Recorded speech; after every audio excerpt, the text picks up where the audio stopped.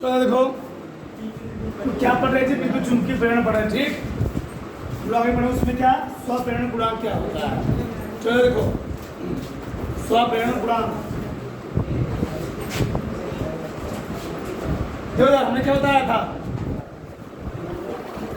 एक कोई विद्युत परिपथ है इसमें क्या लगाया गया जी बैटरी क्या लगाया गया है ये बैटरी जोड़ी गई है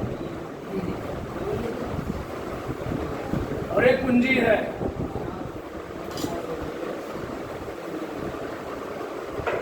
कुंजी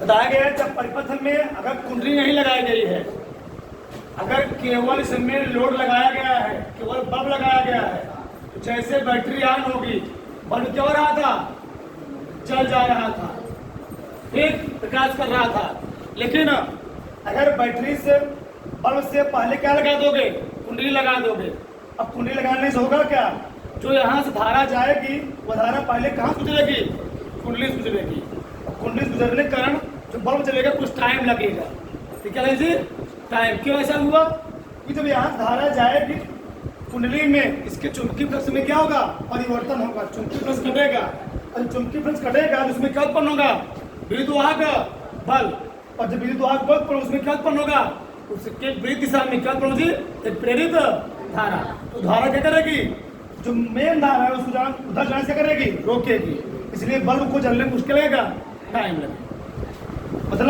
मतलब क्या है जो यहाँ से मेन धारा जाएगी अगर धारा का मान बढ़ाओगे तो जो प्रेरित धारा होगी उसका क्या करेगी उतना ही अपोज करेगी धारा का मान घटा दोगे तब क्या करेगी उसको बढ़ाने का प्रयास करेगी बढ़ाओगे घटाने का प्रयास करेगी और घटाओगे तो बढ़ाने का प्रयास करेगी इसका मतलब क्या है जो फ्लक्स में परिवर्तन होता है वो धारा क्या होता है अनुक्रमानुपाती होता है देखो इसमें देखो माना किसी कुंडली में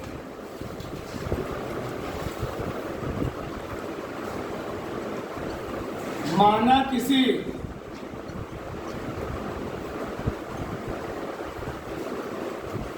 कुंडली में आई एम्पियर की धारा माना किसी कुंडली में आई एम्पियर की धारा प्रवाहित होती है तथा कुंडली में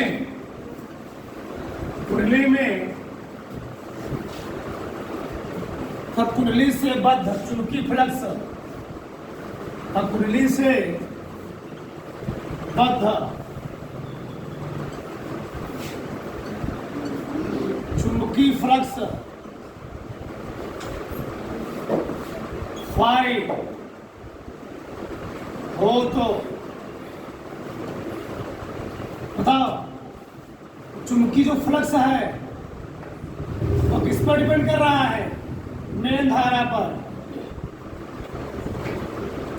चुंबकीय फ्लक्स किसके अनुक्रमानुपाती होगा प्रवाहित धारा के प्रवाहित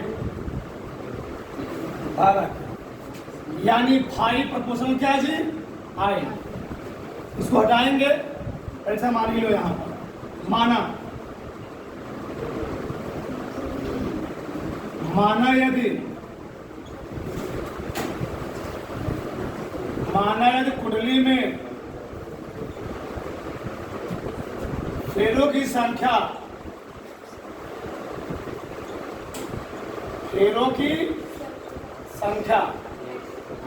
n हो तो कुंडली से बद्ध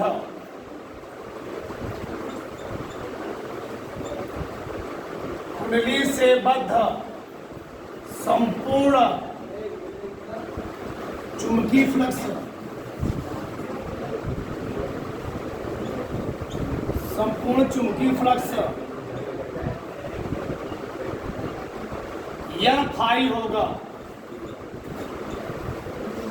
हमने क्या लिखा अगर कुंडली में फेरों की संख्या n हो जाएगी अगर फेरे बढ़ाओगे धारा का मान क्या होगा बढ़ेगा फेरे घटाओगे धारा का मान क्या होगा घटेगा यानी n फाई प्रपोर्शनल हो जाएगा आई के। अब उधर हटाएंगे, क्लास्टेन लगाएंगे, ठीक, हम लिख सकते हैं एल फाई बराबर एल आई, क्या जी, एल आई। ये लेकिन ये था जिसको हम लोग कहते क्या है, स्वप्रेरण गुणांक, क्या बोलते हैं, स्वप्रेरण गुणांक बोलते हैं। लिखोगे जहां यल एक नियतांक है,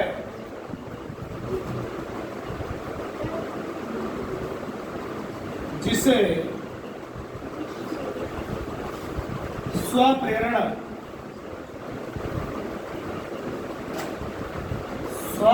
गुणांक, इसे हम लोग कहते हैं स्वप्रेरकत्व या स्वप्रेरकत्व कहते हैं। एक फार्मूला बनाए, अगर हमको स्वप्रेरण गुणांक है, स्वप्रेरकत्व को मान देना हो तो कैसे देंगे। हम धारा का मान क्या मान ले, आई, क्या मान ले जी, धारा आई का मान क्या मान ले, 1 एम्पीयर, क्या मान ले। हम मान लेते हैं यहाँ पर आई का मान को, इसका कौन सा देना है बताओ।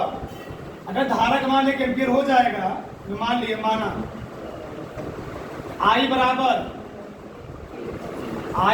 1 एम्पीयर, आई बराबर 1 एम्पीयर, बताओ एन 5 और क्या हो जाएगा, एल गुणे आई, एल गुणे ना, एल गुणे एल बराबर क्या जाएगा, एन 5, क्या जी, एन 5। यानी यहां से हम कह सकते हैं यदि किसी विद्युत परिपथ में धारा का मान 1 एम्पीयर हो, जो स्वप्रेरण गुणांक का मान होता है, इसे हम लोग कहते हैं चुंबकीय फ्लक्स, संपूर्ण चुंबकीय फ्लक्स। इसे हम लोग कहते हैं फ्लक्स ग्रंथिकाओं की संख्या, फ्लक्स ग्रंथिकाओं की संख्या क्या होता है, बराबर होता है। अगर धारा का मान 1 एम्पीयर हो जाए तो स्वप्रेरण गुणांक, चाहे मैं कहूँ स्वप्रेरकत्व गुणांक कितना होता है, फ्लक्स ग्रंथिकाओं की संख्या क्या होता है, बराबर होता है। फ्लक्स ग्रंथिकाओं की संख्या से बोलते हैं, क्या बोलते हैं इसको हम लोग, संपूर्ण चुंबकीय फ्लक्स।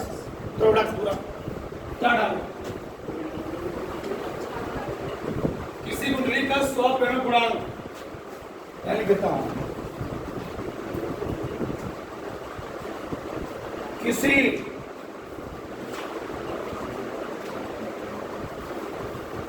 कुंडली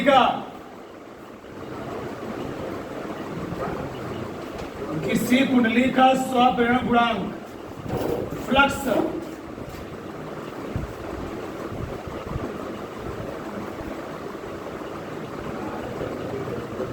फ्लक्स ग्रंथिकाओं की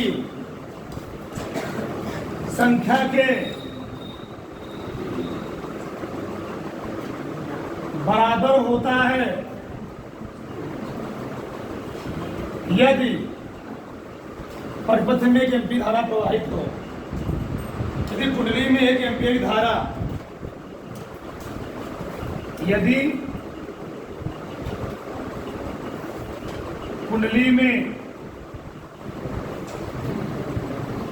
1 एम्पीयर की धारा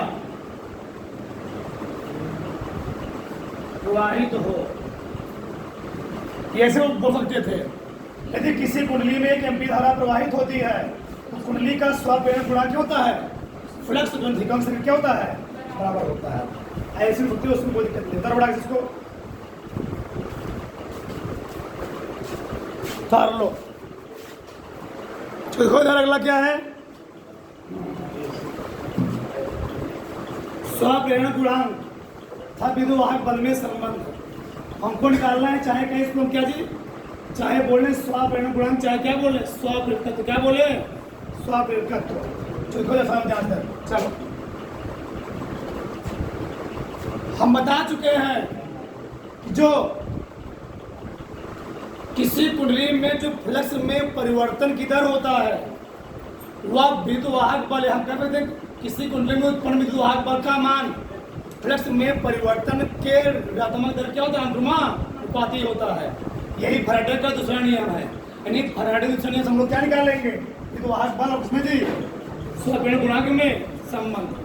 तो लिख देता हूँ क्या, फैराडे के फैराडे के द्वितीय नियमानुसार क्या कहा उन्होंने? किसी कुंडली में उत्पन्न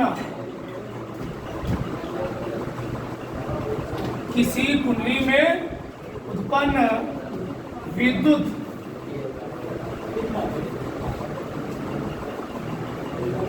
वाहक, किसी कुंडली में उत्पन्न विद्युत वाहक बल, किसी कुंडली में उत्पन्न विद्युत वाहक बल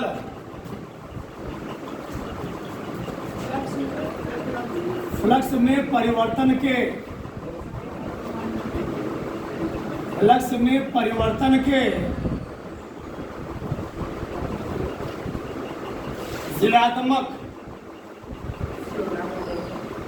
ऋणात्मक मान के अनुक्रमानुपाती होता है। अनुक्रमानुपाती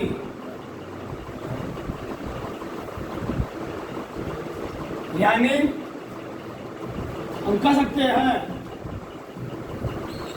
जो ई होता है ई प्रोपोर्शनल माइनस ई फाई अपान क्या जी टी। अगर फ्लक्स में परिवर्तन बढ़ेगा तो विद्युत बल का मान भी क्या होगा? बढ़ेगा। मान लिया, माने यदि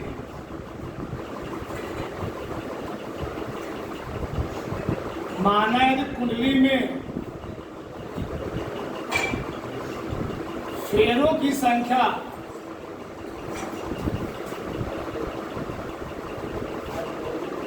n हो तो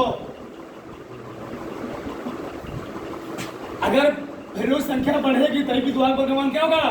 बढ़ेगा। यानी E प्रोपोर्शनल लिखेंगे यहाँ पर n इंटू डी फाइव बटे क्या लिख सकता हूँ मैं इसको? एल को अंदर ले जाओ। जब मैं हमको अंदर ले जाऊंगा तो क्या बनेगा? हमको ना उसको प्लस दिखाऊं से बनाना है, ये ना फाइव बनाना है। बताओ क्या हो जाएगा? ये टी एन फाइव बटे क्या हो गया? अरे भाई अगर लिखा गया हो डी बाई डी एक्स, यहाँ लिखा हो 2, यहाँ लिखा हो x, तो क्या हम दो को अंदर लिख सकते हैं? और लिख सकते हैं ना, लिख सकते हैं D by D x into क्या करता हूँ? 2 क्या अचर पद है? अचर पद यहाँ कुछ यहाँ लिखो, कोई दिक्कत नहीं पड़ने वाला है। ठीक उसी प्रकार से बड़े इसको हटा दो, इसको हटा के हम क्या लगाएंगे? कांस्टेंट लगाएंगे। लगाओ कांस्टेंट ई बराबर यहाँ लगा के यहीं पर के हम लोग उपयोग कर लेंगे। कोई बात नहीं, चलो के टी यानी 5 बटे कितना गया? के का मान कितना मिलता है प्रयोग द्वारा? प्रयोगों द्वारा यहाँ पर के का मान नहीं मिलता है। प्रयोगों द्वारा के का मान 1 प्राप्त होता है। प्राप्त इसका मान हो गया 1। क्या बच्चे बताओ? ई बराबर क्या आया? ई बराबर इसका मान हो गया 1। आ गया डी चलो 5 बटे तो हर पद दिया है, लेकिन अभी स्वप्रेरणक गुणांक नहीं दिया है। स्वप्रेरणक हम लोग दिखा दे किससे है? या से। अब इसमें कहीं याद दिख रहा है? मैं सुना सकते उसको पता नहीं। एक चलो हमको लाना है स्वप्रेरणक गुणांक। हम लोग जानते हैं, परंतु भी पीछे पर क्या रहे हैं? यार 5 और क्या होता है? यल आई, तो आई माने तो तभी ना ये था, तो हम फतेह क्या रखूंगा? यल आई, तो क्या कहता? ई बराबर माइनस डी क्या है जी? यल आई बटे क्या हो गया? D T. हमको इस बार निकालना है यल का। यल कहाँ ले लो, बाहर ले लो। यल बाहर है तो क्या हो जाएगा तब ई बराबर माइनस यल डी आई बटे क्या हो गया डी। यल का मान बताना है, इसको कहाँ ले जाओ, पीछे ले जाओ। तो क्या कहता आएगा ई बराबर क्या यल बराबर तो कहाँ चला गया माइनस ई बटे कहाँ G D I upon D T. अब बताओ अगर D I upon D T का मान क्या हो जाए, यानी धारा परिवर्तन दर एकांक हो जाए, या इसको हम कहते हैं 1 एम्पियर प्रति सेकंड। क्या हो जाए 1 एम्पियर।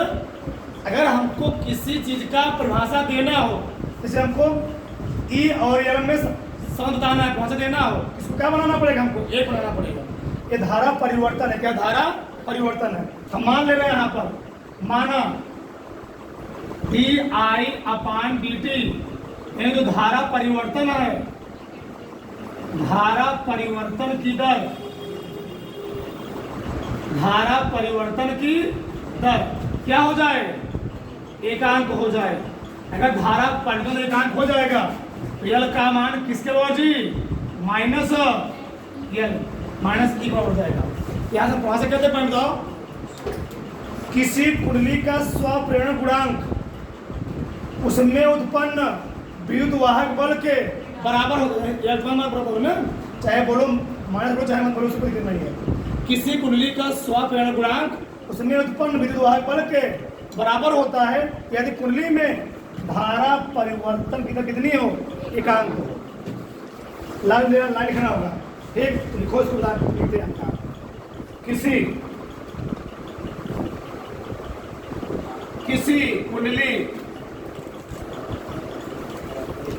किसी कुंडली का स्वप्रेरण गुणांक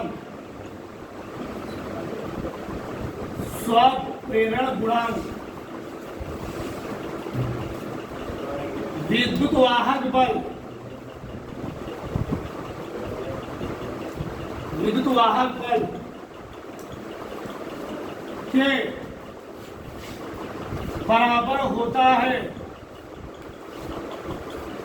बराबर होता है यदि कुंडली में धारा परिवर्तन की दर एकांक हो। धारा परिवर्तन की दर एकांक हो। उदाहरण डालो,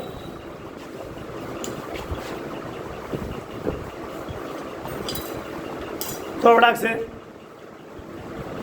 देखो आगे डालो, स्वप्रेरण गुणांक का मात्रक बीज सूत्र।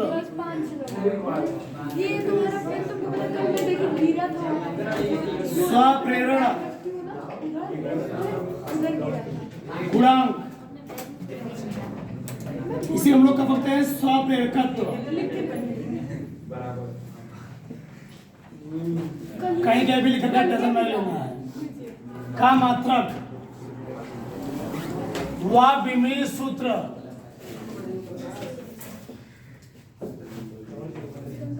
इसके 4-5 मात्रक होते हैं, सब लिखा लो। भाई लिखो मात्रक,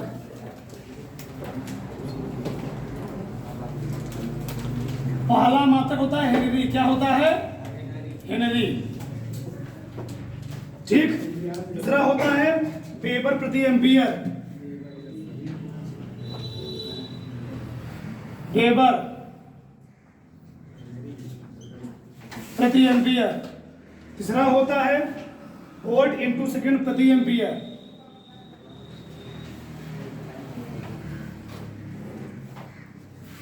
वोल्ट इंटू सेकंड प्रति एम्पियर। चौथा होता है ओम इंटू सेकेंड।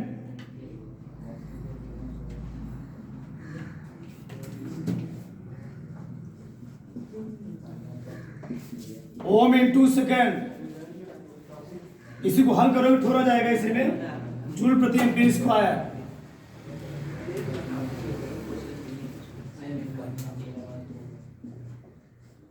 जूल प्रति एम्पीयर स्क्वायर। कितने मात्रक हो गए? ठीक।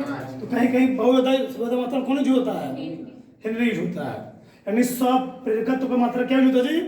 यल का मात्रक। किस मात्रक? यल का मात्रक। यल का मात्रक दिखता है, यही यूज होता है हेनरी। ये तो हेनरी दिया तो किसमें दिया रहेगा? Millihenry. क्या जी? Milli henry. इससे थोड़ा बहुत कम दिया होता है। आगे यल का विमीय सूत्र, यल का विमीय सूत्र सब फार्मूला होता है। कुंडली में संचित ऊर्जा फार्मूला होता है। कुंडली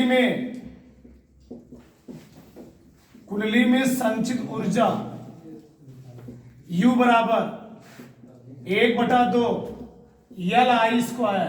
क्या जी? 1/2 LI स्क्वायर। हमको किसका मात्रा निकालना है? L का।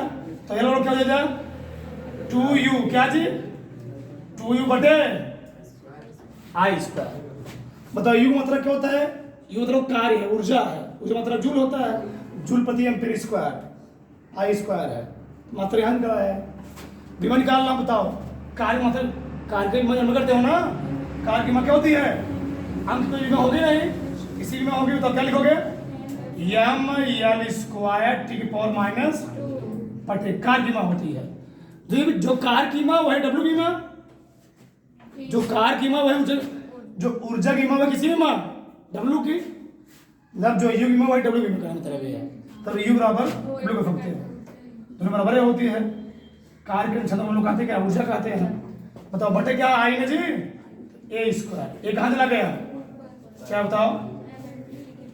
mL² (10⁻²) कई बार पूछा गया है, बहुत दफा पूछा गया। तब तो मात्रक हो तो दिमाग हो गया। तार लो।